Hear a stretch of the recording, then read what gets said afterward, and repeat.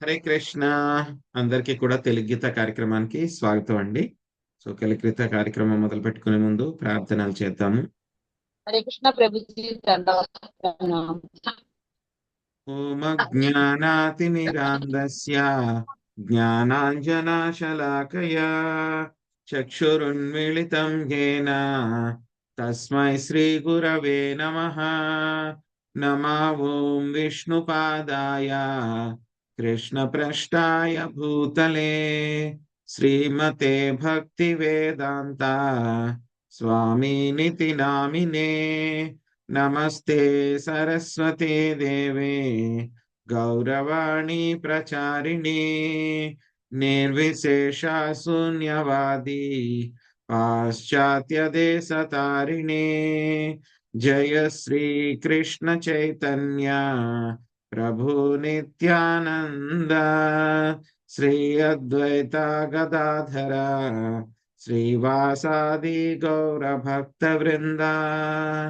హరే కృష్ణ కృష్ణ కృష్ణ హరే హరే హరే రామ రామ రామ రామ హరే హరే.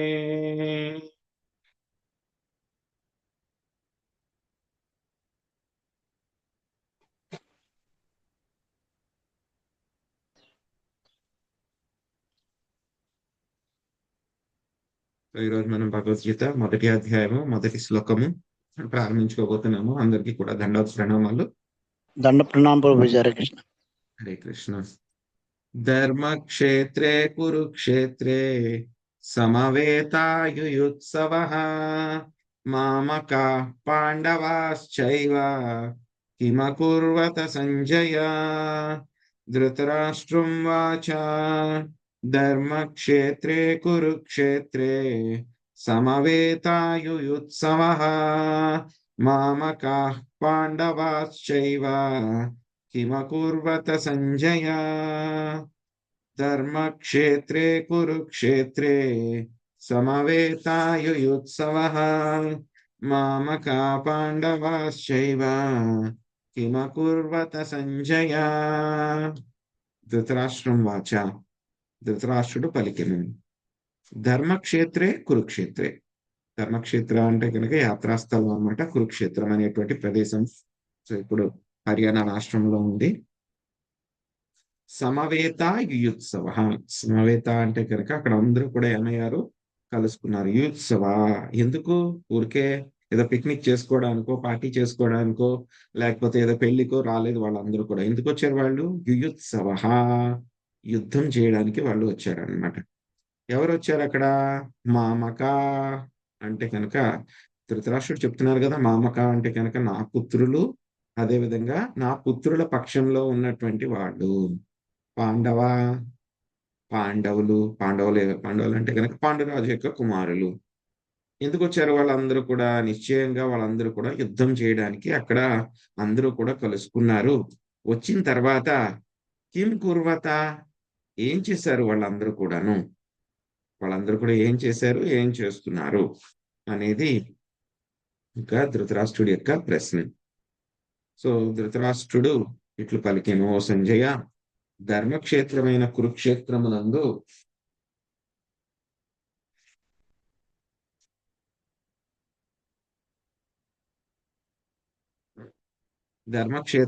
కురుక్షేత్రమునందు నా తనయులు మరియు పాండురాజు తనయులు యుద్ధము గోరువారై సమకూడిన పిమ్మట ఏమి చేసిరి?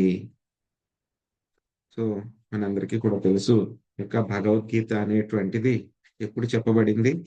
ఏదో అర్జునుడికి కృష్ణుడు ఎప్పుడు చెప్పారు? ఆయన మామూలుగా ఉన్నప్పుడు, సరదాగా ఉన్నప్పుడు, రిలాక్స్ గా ఉన్నప్పుడు, ఆ, అటువంటి సమయంలో చెప్పలేదు ఆయన.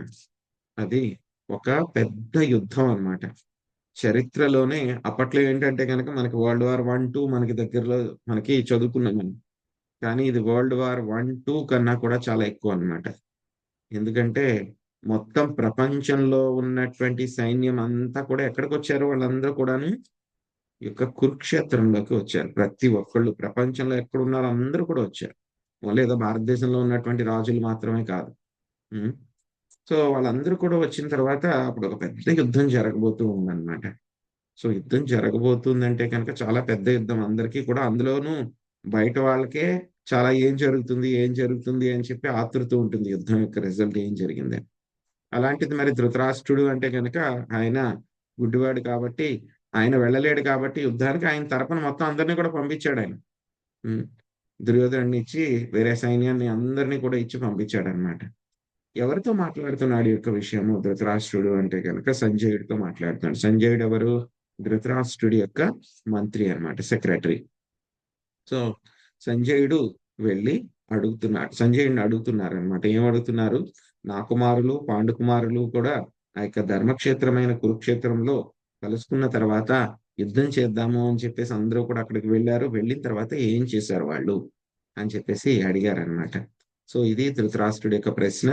సో ఒకే ఒక శ్లోకము మొత్తం భగవద్గీతలో ధృతరాష్ట్రుడు మాట్లాడేటువంటి శ్లోకం ఒకే ఒక శ్లోకం. భగవద్గీతలో మొత్తం నలుగురు వక్తలు మాట్లాడతారు. శ్రీకృష్ణ భగవానుడు ఎక్కువ శ్లోకాలు, తర్వాత అర్జునుడు, తర్వాత దానికంటే కూడా తక్కువ శ్లోకాలు, మళ్ళీ సంజయుడు కూడా మళ్ళీ మాట్లాడతారు అన్నమాట మధ్య మధ్యలో. సో ధృతరాష్ట్రుడు మాట్లాడేటువంటి శ్లోకం 700 శ్లోకాల్లో ఒకే ఒక శ్లోకం ధృతరాష్ట్రుడు మాట్లాడే శ్లోకం ఇదొక్కటే అన్నమాట. సో దీనికి సమాధానంగా సంజయుడు ఏం జరుగుతుంది అని చెప్పి చెప్తారు. ఆ తర్వాత కృష్ణ అర్జున సంవాదము అనేటువంటిది మనకి రావడం జరుగుతుంది అన్నమాట. సో భగవద్గీత అనేటువంటిది ఏమిటంటే కనుక చాలా అద్భుతమైనటువంటి శాస్త్రము. దైవిక శాస్త్రం అన్నమాట. సో భగవద్గీతకి ఎందుకు అంతటి ప్రాముఖ్యము? సో మిగతా గ్రంథాలన్నీ కూడా ఏమైతే కనుక ఎవరో ఒకళ్ళు రాశారు దాన్ని. ఎవరో ఒకళ్ళు కంపైల్ చేశారు. ఎవరో ఒకళ్ళు దాన్ని వాళ్ళు కవిత్వం లాగా ఎవరో ఒకళ్ళు కూడా దాన్ని రాశారన్నమాట. కానీ భగవద్గీత అయితే కనుక ఎవరు వ్యాస భగవానుడు ఆయన మహాభారతంలో దీన్ని రాసినా సరే ఆయన ఏంటంటే కనుక డైరెక్ట్ గా శ్రీకృష్ణ భగవానుడి యొక్క నోటి నుంచి వచ్చిన దాన్ని యాజ్ ఇట్ ఈజ్ అని రాశారనమాట. సో వ్యాస భగవానుడు ఏదైతే కనుక రాశారో అదే విషయాన్ని మనకు కూడా శ్రీల ప్రభుపాదులు వారు ఆయనకు పుస్తకం యొక్క హెడ్డింగ్ ఏమిటి? భగవద్గీత యథాతథము, యాజ్ ఇట్ ఈజ్ అలాగే మనకి ఇవ్వడం జరిగిందనమాట. సో ఇందులో ఎటువంటి కల్తీలు మలినాలు ఏమీ లేవు. అర్జునుడుకి శ్రీకృష్ణ భగవానుడు ఏ విధంగా అయితే కనుక ఏ భావంతో అయితే కనుక ఇచ్చారో అదే భావంతో ప్రభుపాద్ గారు కూడా గురు శిష్య పరంపరలో మనకి అదే భావంతో ఇవ్వగలిగారు. సో కాబట్టి ఇందులో కల్తీ ఏమీ లేదు. అందుకే మొత్తం ప్రపంచంలోనే చూస్తే కనుక అత్యంత ఎక్కువ అమ్ముడుపోయినటువంటి పుస్తకం ఏది అని అంటే కనుక డివోషనల్ బుక్ ఏది అంటే కనుక భగవద్గీత. అందులో కూడా ఎక్కువ కాపీలు ఎవరివి అమ్ముడుపోయినాయి అంటే కనుక శ్రీల ప్రభుపాదుల వారి యొక్క యథాతథము. ప్రపంచంలో ఉన్నటువంటి అన్ని భాషలలోకి కూడా అనువాదం చేయబడ్డాయి అన్నమాట. సో ఎంతో మంది కొన్ని లక్షల మంది కూడా వ్యక్తులు చాలా మంది భక్తులైపోయారు. ఒకవేళ భక్తులు అవ్వకపోయినా సరే కనీసం వాళ్ళందరూ కూడా వాళ్ళ యొక్క జీవితాల్లో చాలా మార్పులు వచ్చినాయి అన్నమాట. సో చాలా అద్భుతమైనటువంటి పుస్తకము ఇక భగవద్గీత. సో మరి భగవద్గీతని ఇప్పుడు దాకా మనం అధ్యయనం చేసుకున్నాం 2-3 సార్లు అయిపోయినాయి. సో విన్న తర్వాత వినడం కూడా ముఖ్యమే. కానీ విన్న తర్వాత మనంతట కూడా మనము సొంతంగా చదువుకోవాలన్నమాట. సో చదువుకునేటప్పుడు భగవద్గీతను మనం ఎలాగా అధ్యయనం చేయాలి? సో ఎలా అంటే గనక మ్యాథ్స్ కాన్సెప్ట్స్ ఉంటాయి. అవన్నీ కూడా టీచర్ గారు బోర్డ్ మీద మనకి అవన్నీ కూడా చెప్తారు. ఇది ఇలాగా, ఈ ఫార్ములా ఇలాగా, ఇలాగ చేయాలి అని చెప్పేసి. ఆ తర్వాత ఏం చేయాలి మనము? ఇంటికి వెళ్ళిన తర్వాత టెక్స్ట్ బుక్ ఓపెన్ చేయాలి. టెక్స్ట్ బుక్ ఓపెన్ చేసి మనం చదువుకోవాలి. అందులో రకరకాల ప్రశ్నలు అవన్నీ కూడా ఉంటాయి. సమ్స్ ఉంటాయి. అవన్నీ కూడా మనం సాల్వ్ చేసుకోవాలి సొంతంగాను.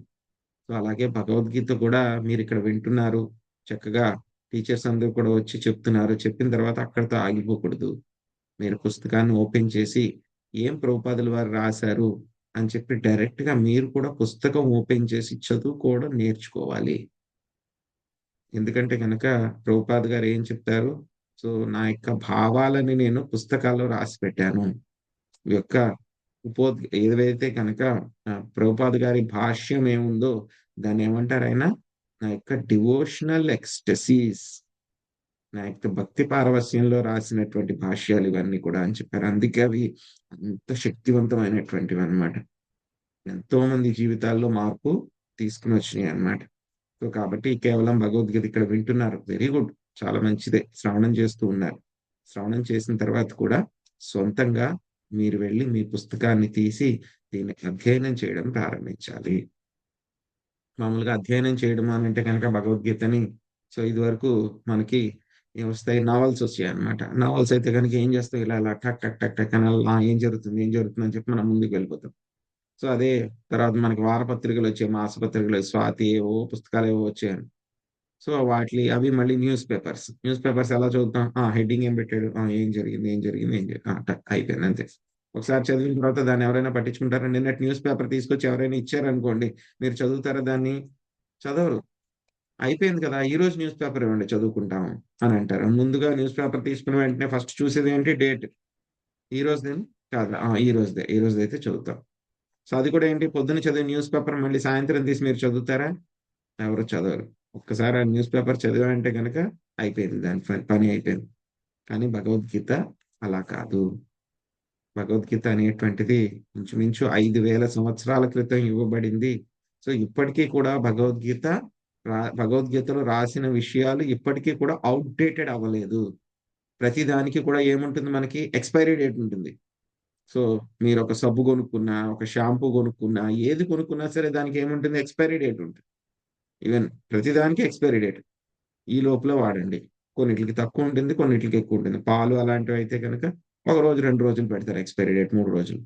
బ్రెడ్ అలాంటివైతే ఒక 1 వీక్, 10 డేస్ దాకా పెడతారు. మిగతా పెద్ద పెద్ద విషయాలు షాంపూలు ఇలాంటివైతే గనక ఒక 3 సంవత్సరాల దాకా పెడతారు. 2 సంవత్సరాలు, 3 సంవత్సరాలు. కానీ భగవద్గీతకి ఏమైనా ఎక్స్‌పైరీ డేట్ ఉందా? ఎక్స్‌పైరీ డేట్ లేదు. ఇది ఎటర్నల్. శ్రీకృష్ణ భగవానుడు ఏవైతే కనుక విషయాలు భగవద్గీతలో 5,500 సంవత్సరాల క్రితం చెప్పారో, ఈ రోజు కూడా అది సత్యమే. రేపటికి కూడా అది సత్యమే. కలియుగం అంతం వరకు కూడా అది సత్యమే. సత్యయుగం వచ్చినా, ఏ యుగం వచ్చినా కూడా అది సత్యమే. అందుకే భగవద్గీతలో చెప్పినటువంటి విషయాలు పరమ సత్యము.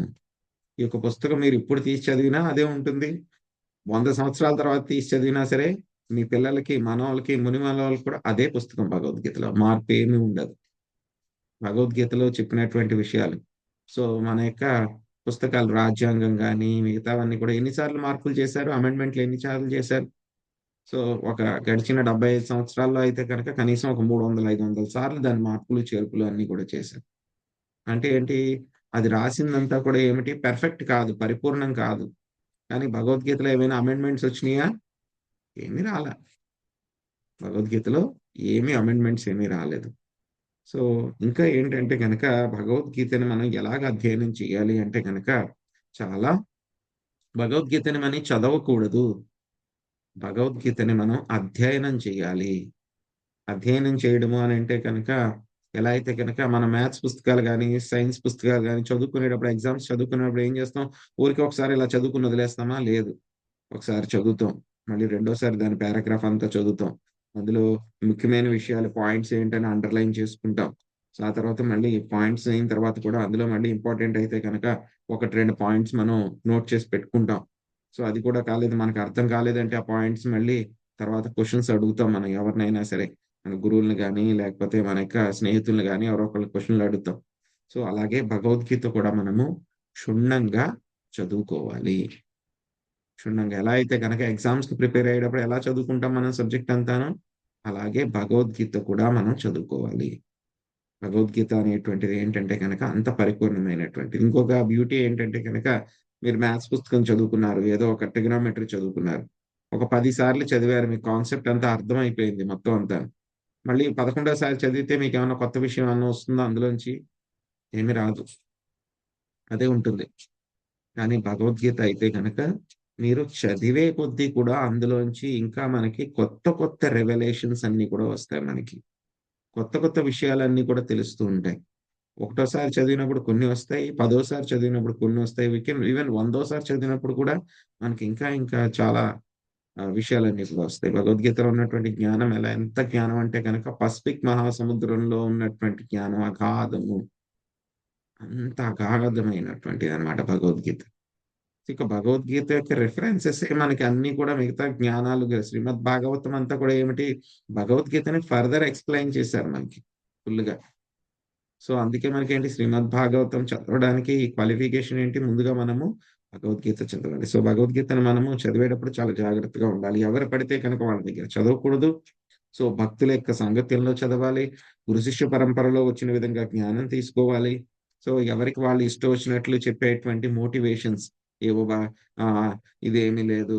కురుక్షేత్రం అంటే గనక శరీరము, పాండవులంటే గనక పంచ ప్రాణాలు, కౌరవులంటే గనక వీళ్ళు ఏవో కథలు చెప్తూ ఉంటారు. మనకు వాట్సాప్‌లోను వాటిలోను మెసేజ్‌లన్నీ కూడా వస్తూ ఉంటాయి. చాలా చెత్త చెత్త మెసేజ్‌లన్నమాట. హ్మ్.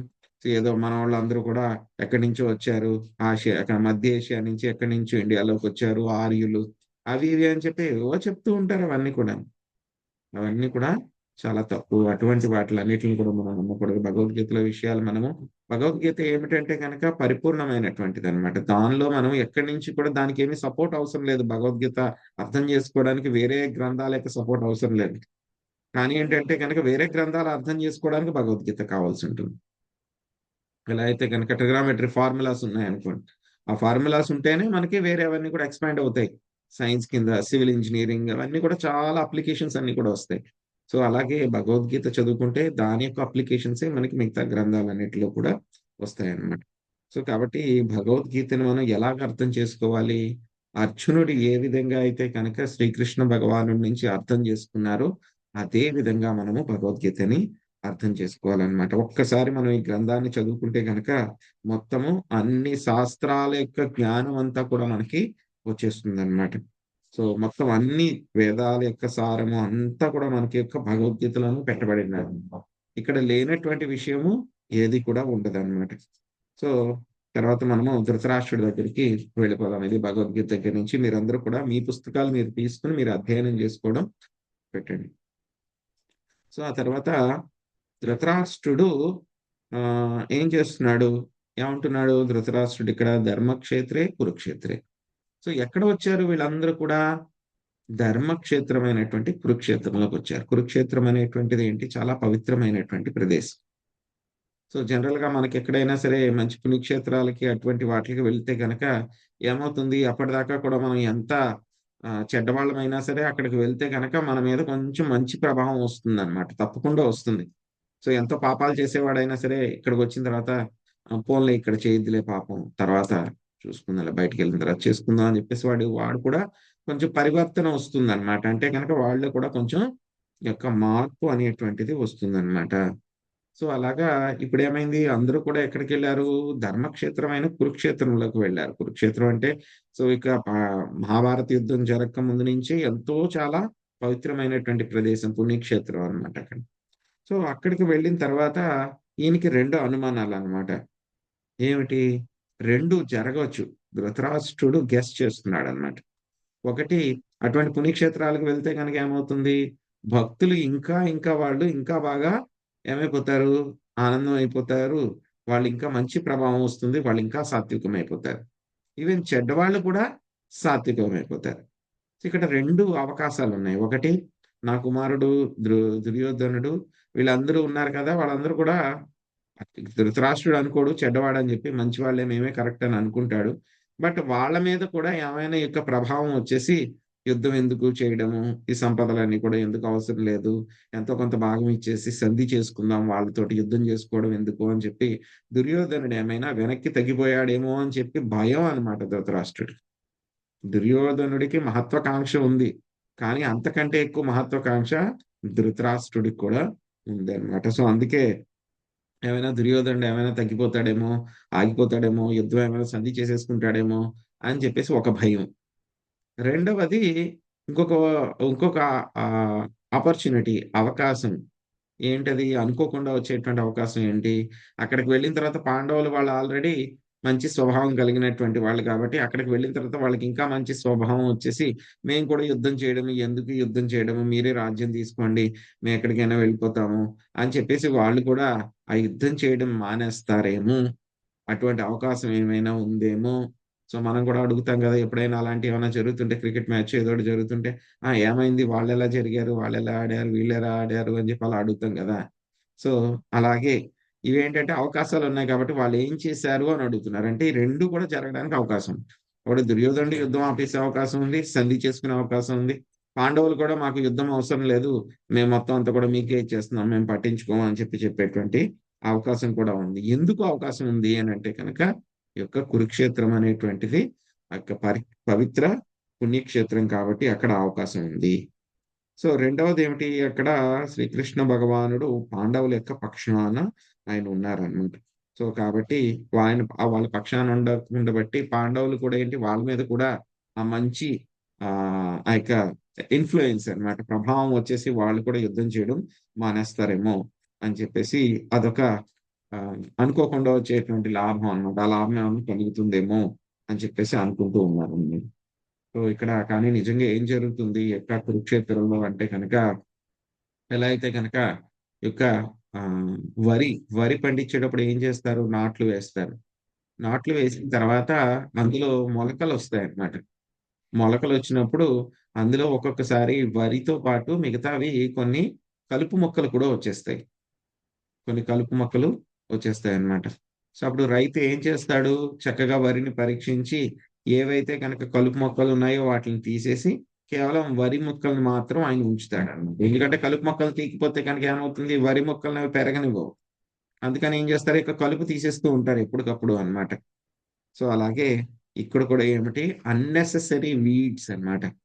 అనవసరమైనటువంటి కలుపు మొక్కలు. ఎవరు కలుపు మొక్కలు? యొక్క ధృతరాష్ట్రుడి యొక్క కుమారులు, వాళ్ళ యొక్క సైన్యము ఎవరైతే కనుక ధృతరాష్ట్రుడి పక్కన యుద్ధం చేస్తున్నారో, ధృతరాష్ట్రుడి వైపు దుర్యోధనుడి వైపు యుద్ధం చేస్తూ ఉన్నారో, వాళ్ళందరూ కూడా ఏంటి, కలుపు మొక్కలు లాంటి వాళ్ళన్నమాట. సో వాళ్ళందరూ అక్కడ ఏం జరుగుతుంది? ఇప్పుడు కురుక్షేత్రంలో ఏం జరగబోతుంది? వ్యవసాయం జరగబోతుంది. ఏమిటి వ్యవసాయము? యొక్క యుద్ధం అనేటువంటి వ్యవసాయం జరగబోతుంది. అందులో కలుపు మొక్కలు లాంటి దుర్యోధనుడిని, వాళ్ళ యొక్క సైన్యాన్ని అందరినీ కూడా మొత్తం తీసి పడేస్తారనమాట. ఎవరి ఆధ్వర్యంలో? మొత్తము ఈ యొక్క ధర్మానికి తండ్రి ఎవరు? శ్రీకృష్ణ భగవానుడు. ఆయన యొక్క ఆధ్వర్యంలో అనవసరమైనటువంటి ధృతరాష్ట్రుడు కుమారుడైనటువంటి దుర్యోధనుడు, ఆయన యొక్క సైన్యాన్ని అంతటినీ కూడా మొత్తం శ్రీకృష్ణ భగవానుడు సమూలంగా నాశనం చేసేస్తారనమాట. చేసి ఆయన ఏం చేస్తారు? ధర్మ సంస్థాపన చేయడం జరుగుతుందన్నమాట. సో కాబట్టి ఆ ధర్మ సంస్థాపన జరగడానికి ముందు అర్జునుడి ద్వారా మనందరికీ కూడా ఈ యొక్క భగవద్గీత మొత్తం వేదాల యొక్క సారం, జ్ఞానం అంతా కూడా మనకి ఇవ్వడం జరుగుతుందన్నమాట. సో ఇది మనం ఈరోజు నేర్చుకున్నటువంటి మొదటి శ్లోకంలో ఈ యొక్క విషయాలు మనకి. హరే కృష్ణ. సో మళ్ళీ మనం కంటిన్యూ చేద్దాము మన యొక్క చర్చ. సో ఇంకొకటి ఏంటంటే కనుక చాలా మంది చాలా సార్లు వింటున్నారు కాబట్టి మనకి ఒక్క విషయం అందరూ కూడా గుర్తుపెట్టుకోవాలన్నమాట. ఏమిటి అంటే కనుక, ఎవరైతే కనుక యొక్క భగవద్గీత చెప్తున్నారో, వ్యాసాసనం మీద కూర్చుని ఉన్నారో వాళ్ళకి మనము గౌరవం ఇవ్వాలన్నమాట. మొన్న ఒక ప్రభుజీ, మాతాజీస్ ఇంకా క్లాస్ ఆపేయమంటారా, ఇంకా ఆపేద్దామా లేకపోతే కంటిన్యూ చేద్దామా అని అంటే కనుక ఒక మాతాజీ ఎవరో చెప్పారనమాట, ఇంకా ఆపేయండి అని చెప్పేసి. చాలా తప్పు అది, అలాగా చెప్పకూడదు ఆ మాట. సో ఆ రోజు విన్న తర్వాత ఐ ఫెల్ట్ వెరీ బ్యాడ్, చాలా బాధగా అనిపించింది అనమాట. సో మీకు ఏదైనా వేరే ముఖ్యమైన పని ఏదైనా ఉంటే కనుక మీరు లాగౌట్ అయిపోండి. కానీ ఎప్పుడు కూడా అలాగా చెప్తాము అని అన్నప్పుడు ఎవరికి కూడా మీరు చెప్పొద్దు, ఇంకా ఆపేయండి అని చెప్పి చెప్పకూడదు. ఆ తర్వాత ఈ చెప్పేటువంటి ఆ యొక్క గురువులు ఎవరైతే వ్యాసాసనం మీద కూర్చున్నారో వాళ్ళకి మనం ఎంత గౌరవం ఇవ్వాలి? వ్యాసదేవుడికి ఎంత గౌరవం ఇస్తామో అంత గౌరవం ఇవ్వాలి. ఆయనకి మీకంటే కూడా తక్కువ తెలిసి ఉండవచ్చు. ఆయన చెప్పేటువంటి విషయాలు మీకు ఆల్రెడీ తెలిసి ఉండొచ్చు. 2, 3 సార్లు వినుండొచ్చు. ఆయన కంటే కూడా మీకు ఇంకా చాలా డీప్‌గా తెలిసి ఉండొచ్చు. అయినా సరే ఏం చేయాలి మనము? ఆయనకి గౌరవం ఇవ్వాలి. గౌరవం అనేది ఇవ్వాలి ఆయనకి. సో మీకు తెలిస్తే సైలెంట్‌గా ఉండాలి. అంతేగాని ఆయనకి ఊతం ఇవ్వకూడదు. ఆయన్ని ముందుకు వెళ్ళిపోయి ఆయనకన్నా నేను ఎక్కువ చెప్పేస్తాను, నాకు తెలుసు అని చెప్పి మీరు ఆ ఉద్దేశంతోటి ఉండకూడదు. సో దీన్ని ఏమంటారు? మర్యాద వ్యతిక్రమణ్ అని అంటారనమాట. సో ఒక్కొక్కసారి చూస్తాం రాధానాథస్వామి మహారాజు ఆయన వస్తారనమాట. ఒక్కొక్కసారి వాళ్ళ శిష్యులు క్లాస్ ఇస్తూ ఉంటారు. ఇస్తూ ఉన్నా సరే ఆయన గురు మహారాజ్ వాళ్ళ శిష్యులు ఇస్తూ ఉంటారు క్లాసెస్. ఇస్తూ ఉంటే కనుక ఆయన వచ్చి కింద కూర్చుంటారు ఆడియన్స్ లో. వాళ్ళ యొక్క శిష్యులు అంటారు, మహారాజ్ మీరు క్లాస్ కూర్చుంటున్నారు, వద్దొద్దు మేము దిగిపోతా ఉంటే, లేదు లేదు మీరు కూర్చోండి, మీరు క్లాస్ చెప్పండి అని చెప్పి వాళ్ళ దగ్గరికి వస్తారు. వాళ్ళు దండం పెట్టుకుంటారు, దండం పెట్టుకుంటే ఆశీర్వాదం ఇస్తారు. కానీ ఆయన వెళ్ళి కింద కూర్చుంటారు. వాళ్ళ శిష్యులు చెప్పే క్లాస్ వింటారు ఆయన.